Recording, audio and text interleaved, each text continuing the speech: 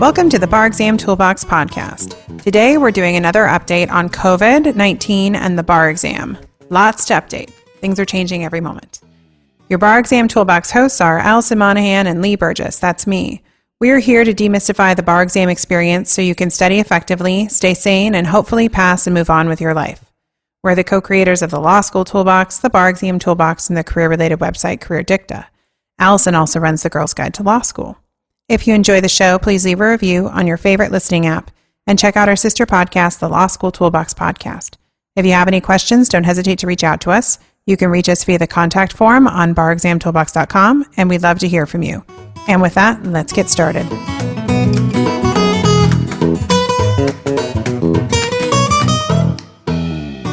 Welcome back. Well, when we last recorded a podcast on the bar and COVID-19, it was on April 10th, which seems like an eternity ago, but also kind of like it was yesterday because time basically has no meaning right now. But that's a completely different discussion.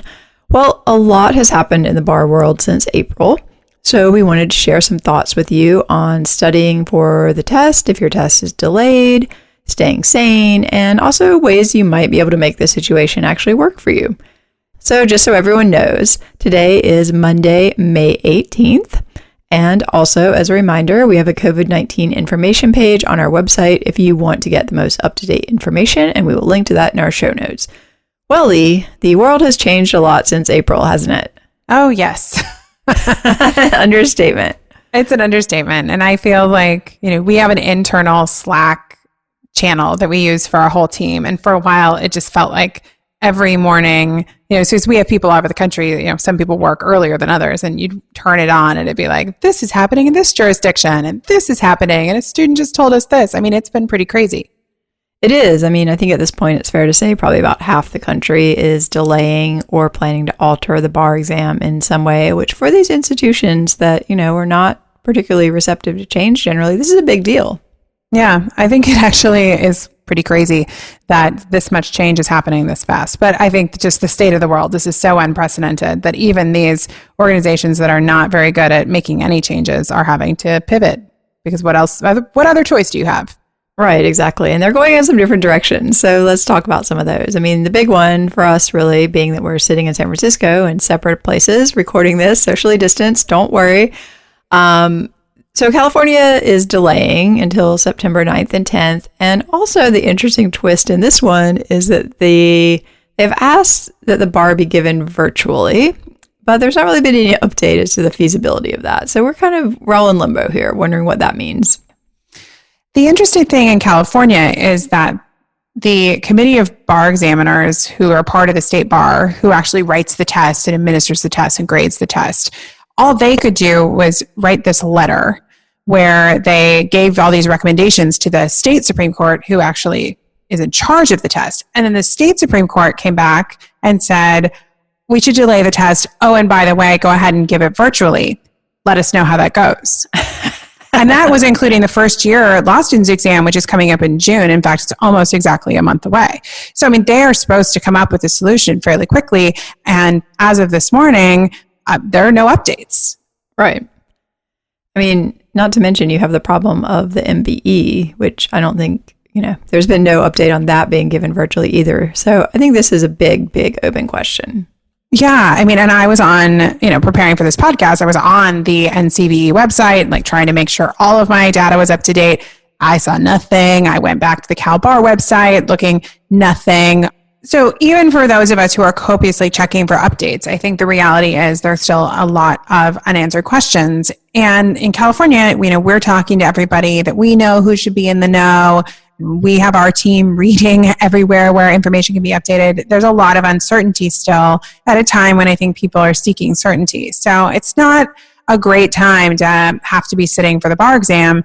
But, I guess the reality is, just like everything else in life, we're all learning to live with a little bit of uncertainty. Yeah. And I think the advice, that I'm offering to people is really just, look, you don't have any control over how California decides to give the exam. They've announced they're doing it on these dates. For now, just assume it is happening one way or the other on those dates and spend your energy studying for the test and not, wondering how it might work online, because the reality is we don't know how it might work. And maybe they come up with a solution and maybe they don't, and it's completely out of your hands. Yeah, I mean, I do think there'll be a test in September. I just have no idea how it's going to be administered. I agree with you. I'm just not sure it's going to be administered online. I think that seems relatively unlikely, but hey, if they can do it, more power to them.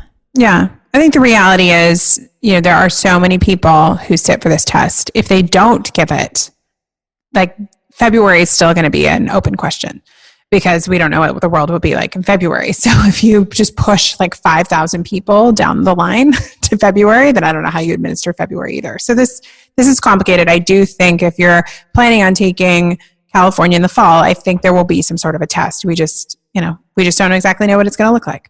Right. Exactly. So I think, worry about the things that are under your control, like studying, and not about the things that are not, like how exactly you're going to be asked to sit for it. Obviously, you want to pay attention in case you need to make travel plans or something. But, right now, you just don't have information. So it's not the best use of your mental energy, really. So going on to the next kind of big jurisdiction, it's probably worth mentioning what's happening in New York. Wow, definitely. New York is making some choices. I mean, to give them credit, they're kind of making some choices, so you got to give them credit for that. But it's definitely causing a lot of anxiety for a lot of people. So for those who haven't heard, Alison, why don't you bring us up to date with what's happening in New York? Right. Well, so what basically New York has done is they said, hey, we've got a real big problem here. We're not going to be able to use a lot of our test sites. So we're going to essentially use the schools as a lot of test sites, but we're only going to initially allow first-time takers from New York schools to actually register to sit for the exam. So you can imagine how many people have, gone up in arms about this. There's a huge number of people from non-New York schools who want to sit for the first time. You have repeat takers, you have foreign takers, and they are saying, they could potentially open more seats, but in this initial rollout, it's really been a very limited number of people.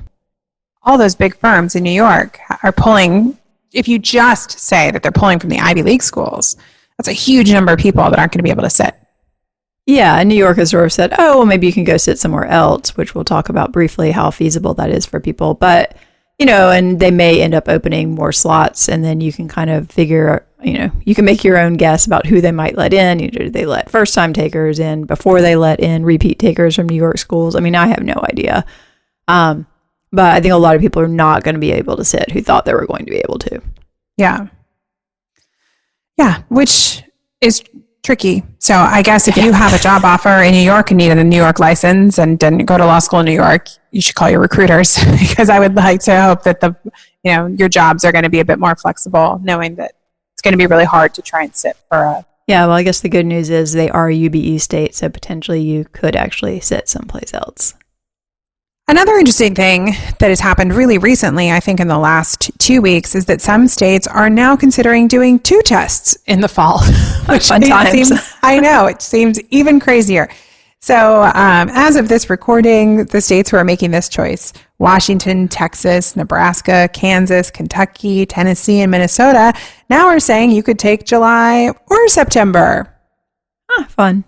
I know. And that's interesting for a lot of reasons. I know that the NCBE has offered to do tests on both of those dates, but I guess they're just trying to spread out people. I'm not sure what the thought process is around that. Yeah, I mean, I guess they're just trying to give people options and spread out the numbers. It seems a little strange, but I mean, I assume they're not going to let people sit both of those dates, but maybe they will. I don't know. If you feel like July didn't go well, can you sign up for September? I don't know. Yeah, I thought that same thing too, but I didn't quickly see that answer. So if you're in that situation, maybe you do want to ask if they'll let you sit for both. I mean, if you are concerned about passing, there could be benefits to trying to sit for both. I don't know. This is so unprecedented, but. Yeah, it's definitely weird, but I guess take your pick if you're in one. Also it's unclear, do you think they're going to assign people one of those dates or let people pick? I don't know. I would just, if you're in one of those states, definitely stay on top of it because you might get notice that, hey, by the way, you're being assigned to take this in a certain time. And obviously you need to plan for that. Yeah. And a lot of this is also going to depend on how kind of the reopening goes and whether or not there's another wave. There are so many factors that the states are going to have to take into consideration, which is pretty wild. Yeah, and then you've got Florida. They're just going full steam ahead with the July exam, but they're implementing some interesting safety requirements. One of the most interesting, which is, I mean, they, I think, are claiming this is a state requirement potentially, but if you are traveling to Florida from outside of the state for the exam, you may have to go through a 2-week quarantine period. Yeah, I was rereading the order this morning from Florida, and they were basically citing to some executive orders. So they're basically saying it'll be up to the governor's office to say if people have to be potentially quarantined. So if you're planning on traveling to Florida, I would definitely stay on top of that. They claim that they're going to be able to do this with social distancing, keeping tables 6 feet apart. They're going to do screening questions and temperature checks, even though I think I think this thing about the temperature checks is so fascinating because it's like what everyone is opting to do now, except that the spread is mostly through mostly through asymptomatic people, and only I think 50% of symptomatic people have a fever. Yeah. So no, it's kind of like having to take your shoes off at the TSA checkpoint. Not really sure it's doing much, but maybe people feel better. So I wouldn't really rely upon that. They are going to make people wear masks during the exam and also when waiting in line, which that's actually a pretty reasonable idea. Which is a very reasonable idea. And I'm going to guess that if they're doing in-person tests, they're probably most jurisdictions are going to have some sort of a requirement. So that is an argument if you are on the I don't like masks camp to start shopping around and finding one that you feel comfortable in, because you may need to start practice wearing it so it doesn't become a distraction during the test. Yeah, exactly. If you are going to have to wear one, I think it's sort of like earplugs. You want to make sure that you've done that in advance. Yeah, so you're not especially if you wear glasses because of the fogging issue. Gosh, yeah, you might want to consider contacts, honestly. I mean, it's tough. I mean, different masks fabrics do, kind of like allow for a little more airflow or the way that it works, or some have vents. Anyway, if you wear glasses and you're sitting for this exam, like you got to figure out what is going to be the best way to, wear a mask. So yeah, I have some that I wear glasses. I do not have contacts. I have some that fog more than others. So it's... Yeah, I have the problem with the sunglasses because I have sensitive eyes, and every time I'm outside with my mask on, I'm constantly like, oh God, I can't see anything. Yeah, I know. It's tough. So you're going to need to experiment.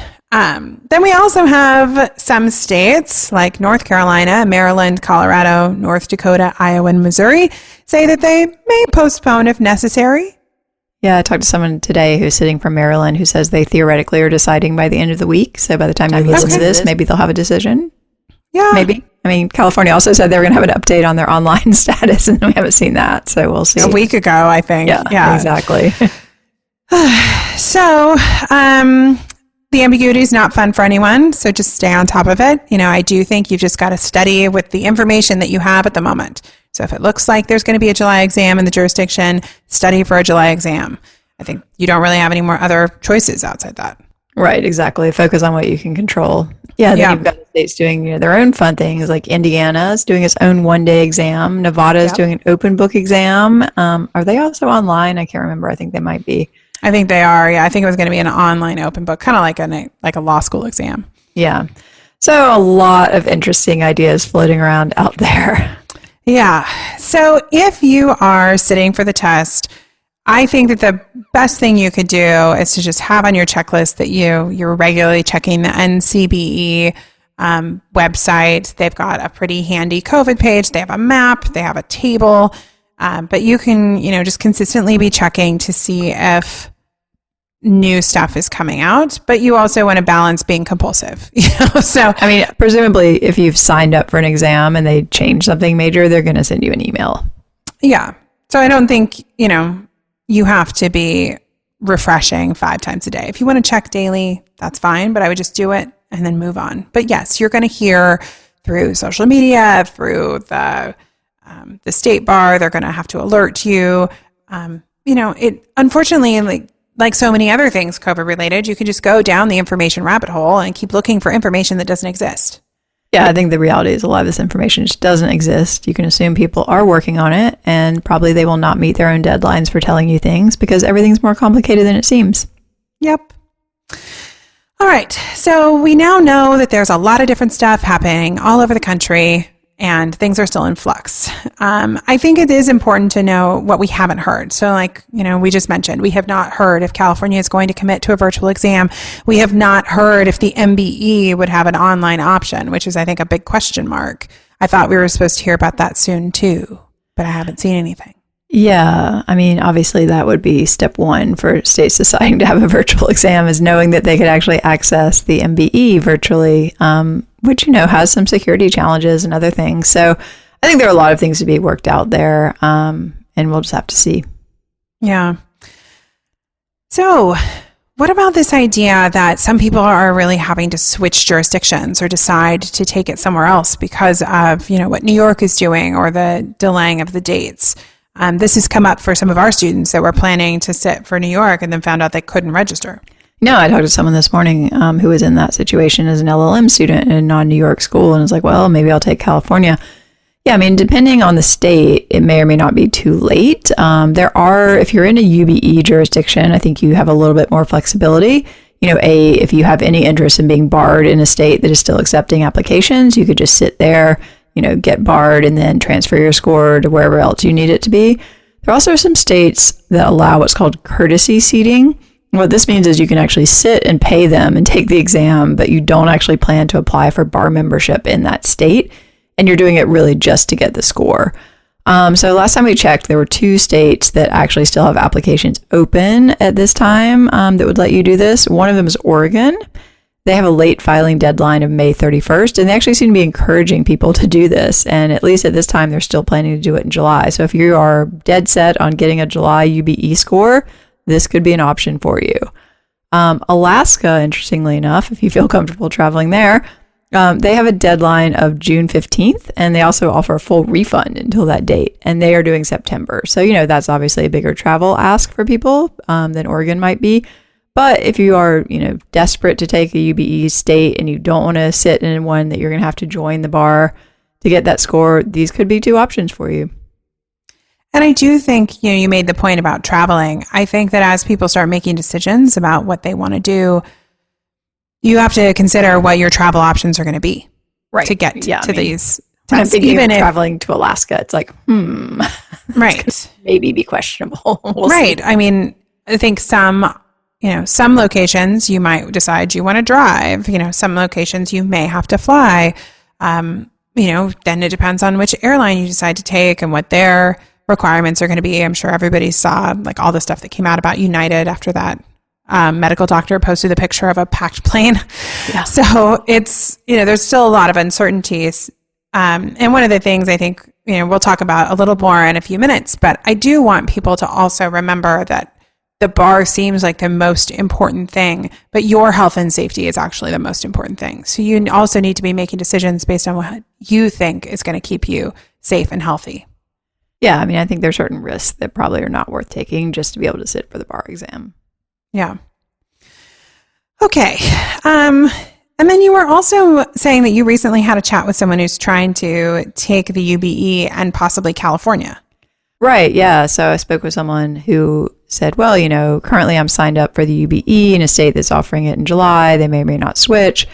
And then I'm considering doing September in California, which is actually an option. People used to actually take sort of before the UBE days, they take New Jersey and New York or Massachusetts and New York over the course of 3 days. I mean, this seems like a lot to take on. In that case, it was a more specialized situation. But I mean, I think it could work, if you're somebody who actually needs both of these, admissions, and you have the time and you have the energy. I mean, I'm not advising it, for the average person who thinks it might just be fun to take 2 bar exams. But if you're highly driven and there's some reason to do this, it could actually be a possibility. Yeah, I mean, it definitely is a possibility that likely won't come up again. So this is kind of a special circumstance. I think that, the benefits are you're already studying for the MBE, which is given in both states, and the performance test isn't that different. So you just really have to pivot and learn all that California specific law. And so, if you didn't go to law school, or if you're a foreign trained attorney and you didn't go to an LLM program in California, I mean, there's a good amount of California law tested on the exam, but you would have, 5-6 weeks to study. It's definitely possible. Oh yeah. I mean, I took Massachusetts and a couple of years later took California. And I mean, it would have been way easier for me if I'd just done them both at once when I wasn't working than trying to do that 2 years later, whatever it was, after I'd forgotten most of the topics anyway, and then having to relearn those and then also learn California. I mean, for the right person, there could be some advantages. Yeah. Something to consider if that sounds attractive to you and if it can work out with travel and, whether or not you're working. I would say if you were trying to work and study, taking 2 administrations like that would probably be pretty intense. But if you're studying full time, you could probably pull it off, especially if you had a good history with exam taking. Right. I'm thinking somebody who's been successful typically on exams, did well in law school, maybe has the time after the first exam just because their job isn't starting for whatever reason. There are ways it could work. Yeah. So we have been talking to a lot of people. I counted my number of phone calls last week, which was kind of humbling.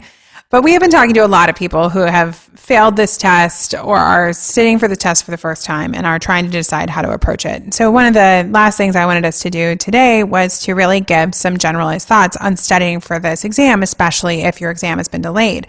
Because if you're taking the first September test, most people now find themselves considering to study for 16, 17 weeks, which is significantly longer than the 8 to 10 weeks that most people would prepare for the exam. I'm finding that most people are trying to study early. Allison, what have you been hearing from people? I think that's right. I think there are pros and cons to this approach. I think generally the pro of starting earlier far outweighs the con. It just means you can't study like a crazy person for that entire time, but that's not actually really a con. That's a pro. So, you can spread out your studying. I think you just, you cannot, no one can really do 12 hours a day, 7 days a week for the next 4 months. That's not necessary, and B, that's not realistic. So I think you just got to be thoughtful and avoid burnout. One of the reasons I think people need to start sooner is just we don't know what's going to happen. And I think most people's focus is not 100% anyway. So, what I fear for people is that they think, oh, I have all this time, and then they decide to start a few months from or a month from now, and then, things get compressed, and then it's a bad scene. So I think starting sooner, hey, if you're more prepared when the exam comes around, that's awesome. Yeah. I also think that so many people are working and studying, and there's still a lot of uncertainty that will happen with jobs. You may feel like you have all this extra time because you're working remotely, but what if your job decides to not let you work remotely anymore? Or if, some people get laid off and you have more responsibilities. I think there are a lot of unknowns, especially for people who have other responsibilities. And so I'm just like, what the world is like today, maybe tomorrow. So try and bank that time if you can. I agree. Don't study like a crazy person, but chip away at it because we don't know what's coming down the pipeline, and cushion is better. You don't know how you're going to be asked to step up between now and the exam date. Right. And I think you can be smart about it too. So when you approach an area, say it's your first review of an area, don't just study something and then walk away from it. Make sure you've done something that has retained that information for you in a way you can then go back to later. Because you are going to be looking at this more over time. So you want to make sure that when you finish studying an area, you actually have some type of materials that you can then reference later. I think we also, we already mentioned kind of the collective fatigue. I think we've also got these issues with burnout and just most people are not performing at their best. We always talk about needing to take care of your health and wellness while you study for the bar. But I think this is even more of a challenge because even if you're doing all the things, quote unquote, right to take care of yourself, most of us still feel somewhat like we're being run into the ground. Yeah, I think there's a lot of mental overhead when everything is harder than it would normally be. Something simple like, oh, I need to pop out to the grocery store and get some eggs. Now immediately your brain has to say, okay, what are the steps in that process? Like, is it safe to do that? Where can I go? Is it going to be crowded? Do I need a mask? All these things. So that's just a lot of mental overhead to like literally keep yourself alive, which you cannot then be devoting to learning new material and practicing with it. I also think that we have to try and remain as flexible as we can because I believe that most bar studiers are going to find out about some sort of requirement that maybe makes them feel a little bit weird, like having to wear masks in the room, or you're going to be taking it in a space that you're not used to, or whatever it might be. And flexibility is something that becomes much harder the more exhausted we are because it lacks control. So one of the other things I just really encourage people to try and do is stay in a place where they won't be completely blindsided with changing situations. No, I think that's great advice. And I think that also goes to, being patient with yourself and what you're able to do in a day and your expectations, and just realizing that, you're probably not performing at your best. And that's just the reality you have to deal with. And that's why you might want to use this extra time to deal with it. Yeah. And like we mentioned earlier, there's going to be a balance between becoming obsessive about making this decision and just trying to make it, because it is going to be, I think, for some people, a difficult health and safety decision point of whether or not they agree with what the jurisdiction's doing, if they think it's going to be a safe enough environment. And this is tricky. There's no playbook written for this. And I was reading an article yesterday about how people felt about being out and about shopping in a mall in Georgia. Oh, I read that. Yeah. Wow. And that was hard to read for me, because that wouldn't be the choice I would be making for my family right now. Definitely not the reality we are living in California right now. No. And so if I was going to sit for the Georgia bar, I think I might personally be more anxious. Everybody's got to find what works for them. But this is kind of a moving target. So I think, you need to give yourself some time and space to make these thoughtful decisions. But on the other hand, you can't totally obsess about it and drive yourself crazy. Yeah. And I think if you are someone who has like a higher risk profile, whether personally or in your family, it might be worth considering, I'm just not going to do this next exam and see how that plays out, and then just plan to sit for February. There is, no real harm done in that. That's true. I mean, we don't know what February will look like, but right. As my husband keeps reminding me, we will know more later than we know now.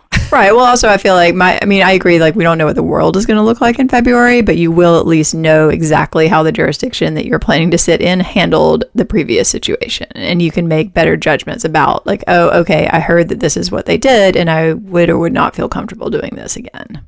Good point. Yeah. Like they're going to do something. Everyone is going to do something, whether that, the range might be from not have the exam to do it in a huge conference room as they normally would with nothing else, and you can make your choices within that range after seeing what happens. Yeah, that's a very good point. So there will be more information and you can make more thoughtful decisions. I think one thing I said to somebody that seemed to resonate with them when I was talking to them last week was I said, this is such a bizarre time in life.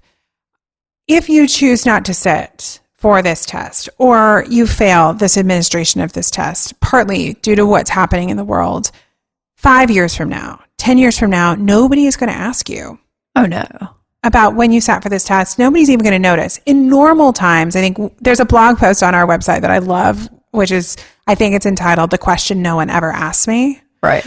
Which is from an attorney we know who failed the bar once, and she doesn't call it out on her, applications, but nobody asks. Oh, yeah. And I think this feels like if you lose this couple of months, it's going to derail your life forever. But in the grand scheme, your career path will right the ship. I mean, I graduated from undergrad in 2001, right as the economy was completely imploding, right before September 11th. I had job offers pulled. I ended up moving. I was temping. I mean, I know you were working at that time too. It was just, it just felt like our careers were in the toilets. Yeah. Because the world around us was just kind of crumbling, and everything ends up, you end up finding another path, and it's okay. Nobody asks why I took a temp job in 2001.